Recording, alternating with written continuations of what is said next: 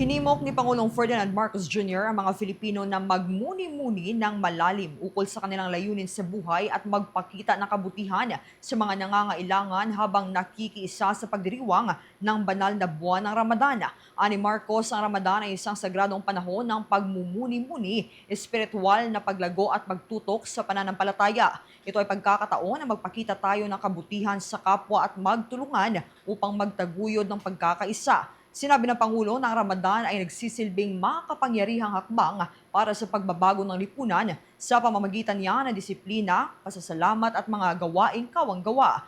Pinapalaganap nito ang pagkakaisa at nagbibigay daan para sa isang mas maligaya at mas makatarungang komunidad.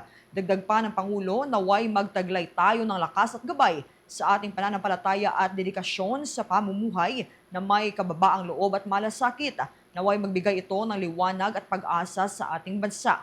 Ang Ramadan ay isang buwan ng pag-aayuno, panalangin at kawanggawa na may malaking espiritual na kalagahan sa mga Muslim at isang paalala na ang Diyos ang pinagmumulan ng lahat ng sustento.